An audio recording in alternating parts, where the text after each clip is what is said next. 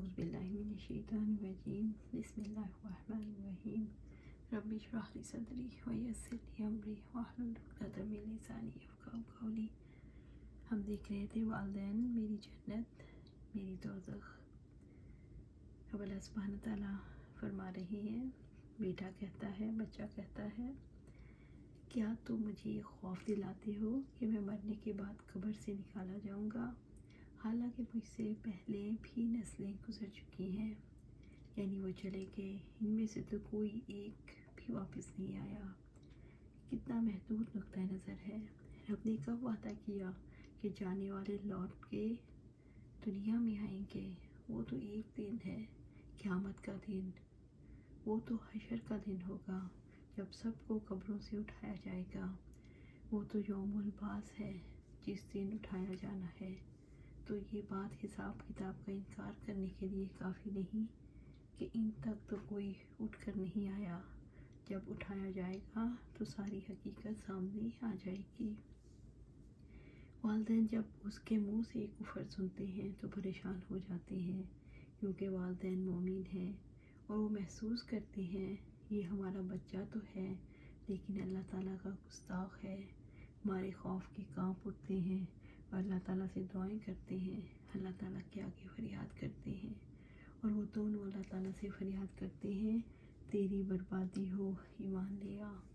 اس فکرے سے والدین کی پریشانی، ان کی الجھن، ان کے اندر کا غم جھلک پڑتا ہے۔ یہ بچہ نافرمان ہے، بدبخت ہے، کفر پر آمادہ ہے۔ وہ چاہتے ہیں کسی طرح سے ہمارا بچہ مان جائے۔ دیکھیے، دنیا میں اپنے والدین سے زیادہ کوئی کسی کے لیے مخلص نہیں ہو سکتا۔ سب سے اچھا مشورہ والدین دے سکتے ہیں، اور صالح والدین کا مشورہ کیا ہے؟ وہ کہتے ہیں، تیری خرابی ہو تو ایمان لے آ، اللہ تعالیٰ کا وعدہ سچا ہے۔ لیکن بیٹا انکار پر تلا ہوا ہے، کہتا ہے تو وہ کہتا ہے یہ پہلے لوگوں کی کہانیاں ہیں، ایسے لوگوں کی باتیں ہیں جو ہماری سمجھ میں آنے والی نہیں ہیں۔ وہ لوگ گزر گئے، اپنے یہاں دور ہے، اپنے دور کی باتیں کریں گے۔ تو رب العزت یہ فرماتے ہیں، یہی لوگ ہیں جن پر اللہ تعالیٰ کی بات ثابت ہو چکی، جن و انس کے ان گروہوں میں جو ان سے قبل گزر چکے، یقیناً وہ خسارہ پانے والے تھے، یعنی اللہ تعالیٰ کی ذات اور آخرت پر ایمان نہیں لاتے۔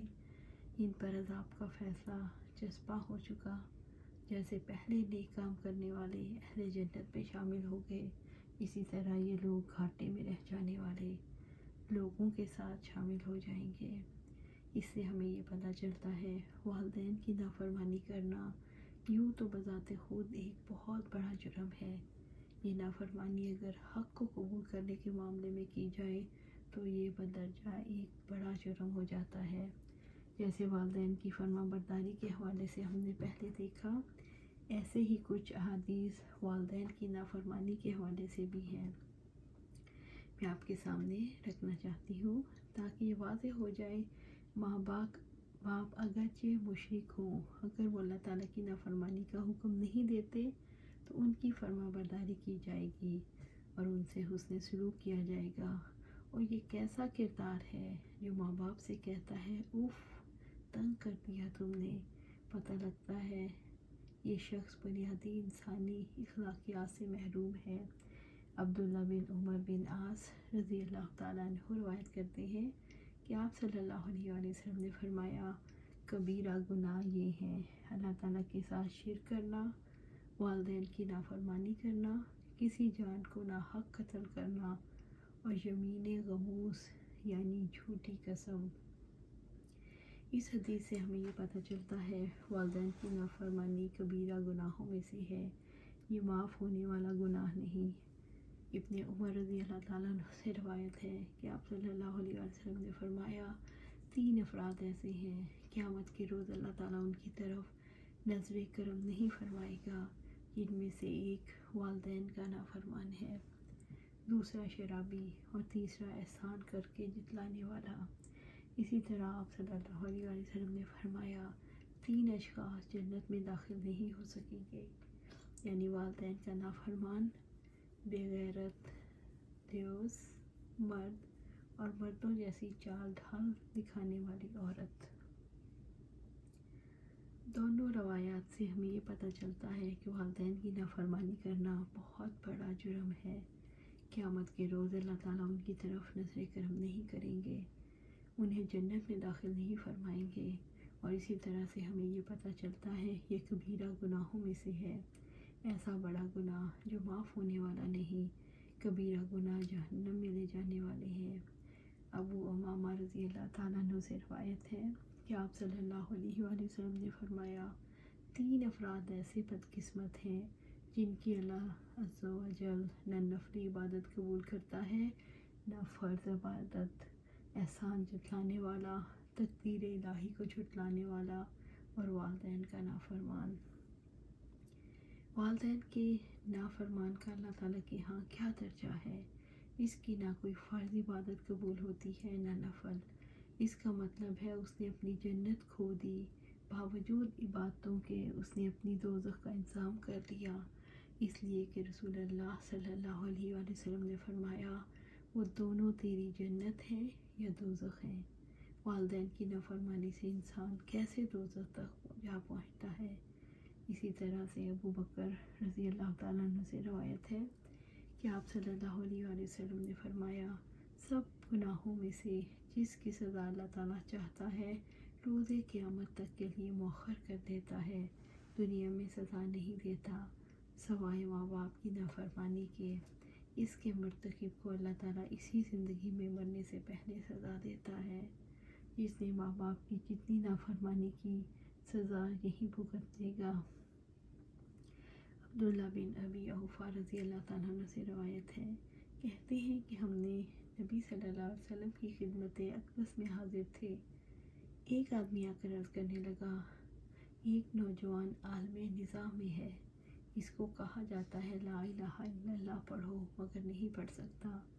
آپ صلی اللہ علیہ وسلم نے پوچھا کیا وہ نماز پڑھتا تھا؟ آنے والا بولا جی ہاں۔ آپ صلی اللہ علیہ وسلم اٹھ کر چل دیے، ہم بھی آپ صلی اللہ علیہ وسلم کے ساتھ چل پڑے۔ آپ صلی اللہ علیہ وسلم اس نوجوان کے پاس تشریف لے گئے اور کہا لا الہ الا اللہ کہو۔ اس نے عرض کیا میں نہیں کہہ سکتا۔ فرمایا کیا وجہ ہے؟ کسی نے عرض کیا یہ اپنی والدہ کی نافرمانی کرتا تھا۔ نبی صلی اللہ علیہ وسلم نے فرمایا کیا اس کی والدہ زندہ ہے؟ لوگوں نے عرض کیا جی ہاں۔ فرمایا اسے بلا لاؤ۔ والدہ کو بلایا گیا، وہ حاضر ہوئی تو آپ صلی اللہ علیہ وآلہ وسلم نے فرمایا یہ تمہارا بیٹا ہے؟ اس نے عرض کیا جی ہاں۔ ارشاد فرمایا تمہارا کیا خیال ہے اگر بہت بڑی آگ بھڑکائی جائے اور تمہیں کہا جائے اگر تم اس کی سفارش کرو گی تو اس کو ہم چھوڑ دیتے ہیں ورنہ اس کو آگ میں جلا ڈالیں گے، کیا تم اس کی سفارش کرو گی یا جل جانے دو گی؟ اس کی ماں عرض کرنے لگی یا رسول اللہ صلی اللہ علیہ وآلہ وسلم تب تو میں سفارش کر دوں گی۔ ارشاد فرمایا پھر اللہ تعالیٰ کو اور مجھے گواہ بنا کر کہو کہ تم اس پر راضی ہو۔ عرض کرنے لگی یا اللہ میں تجھے اور تیرے رسول کو گواہ بناتی ہوں، میں اپنے بیٹے سے راضی ہو گئی ہوں۔ رسول اللہ صلی اللہ علیہ وسلم نے لڑکے سے کہا لڑکے کہو۔ نوجوان نے یہ الفاظ کہہ دیے تو آپ صلی اللہ علیہ وسلم نے فرمایا، نوجوان نے کہا لا الہ الا اللہ وحدہ لا شریک لہ واشہد ان محمدا عبدہ ورسولہ۔ نوجوان نے یہ الفاظ کہہ دیے تو آپ صلی اللہ علیہ وسلم نے فرمایا الحمدللہ الذی انقذہ بی من النار، تعریفیں اللہ تعالیٰ ہی کے لیے ہیں جس نے میرے وسیلے سے اس نوجوان کو دوزخ سے بچا لیا۔ اسی طرح سے ہمیں پتہ چلتا ہے والدین کی نافرمانی کرنا اتنا بڑا گناہ ہے کہ اللہ تعالیٰ کی نظر کرم بدل جاتی ہے، انسان کی فرض عبادات اور نوافل قبول نہیں ہوتے، اور والدین کی نافرمانی کی وجہ سے انسان کے لیے آگ مقدر کر دی جاتی ہے، اور دنیا میں ہی اللہ تعالیٰ اس کا بدلہ دلوا دیتے ہیں۔ اللہ تعالیٰ فرماتے ہیں دیکھو یہ 2 طرح کے گروہ ہیں، ہر ایک کے لیے درجات ہوں گے ان کے اعمال کے لحاظ سے جو انہوں نے کیے، اور تاکہ اللہ تعالیٰ انہیں ان کے اعمال کا پورا بدلہ دے اور نہ ان پر ظلم نہیں کیا جائے گا۔ یہ دونوں گروہ کون سے ہیں؟ ایک گروہ ہے جو والدین کا فرما بردار اور اللہ تعالیٰ کا فرما بردار، نیک عمل کرنے والا، ہر ایک فرد کا اپنا اپنا مقام ہے، اپنی اپنی کمائی ہے، ہر ایک کو اپنے اپنے اعمال کا صلہ ملنا ہے۔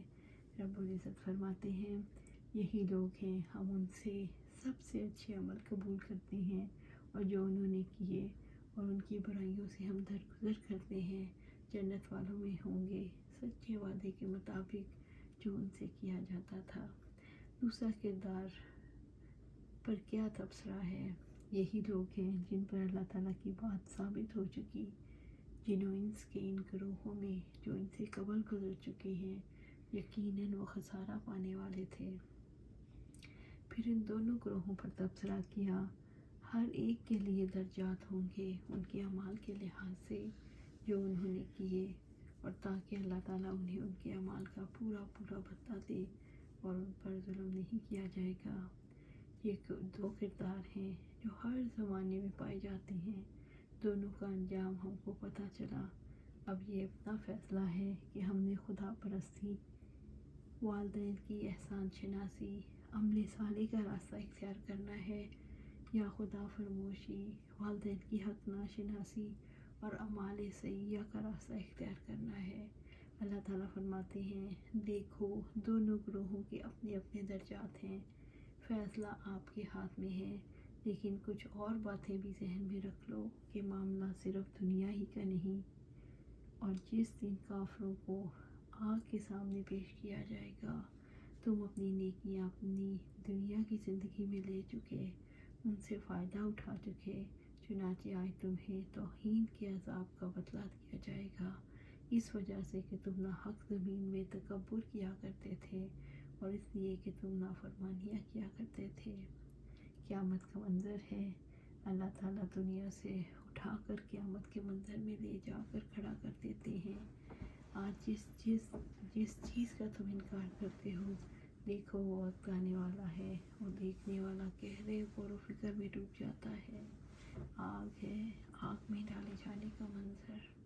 اللہ تعالیٰ یہ فرماتے ہیں دیکھو تو اپنے حصے کی نعمتیں دنیا میں ختم کر چکے، ان کا لطف اٹھا لیا۔ اللہ سبحانہ تعالیٰ سے دعا ہے کہ ہم یہی اسی وقت اپنے آپ کو بدل لیں، اپنے والدین کے فرما بردار بن جائیں، والدین کی خدمت کریں، ان کے ساتھ حسن سلوک کریں۔ یہ تبھی ہوگا جب ہم قرآن و سنت کے مطابق زندگی گزاریں گے۔ اللہ سبحانہ تعالیٰ ہمیں قرآن و سنت کے مطابق زندگی گزارنے کی توفیق عطا فرما اور اس پر استقامت عطا فرما۔ آمین یا رب العالمین۔